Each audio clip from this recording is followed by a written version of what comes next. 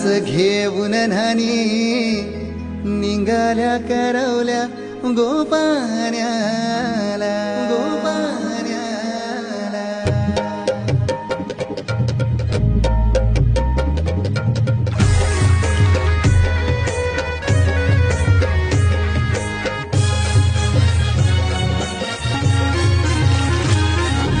घेऊन न्हाणी निघाल्या करवल्या गोपाण्याला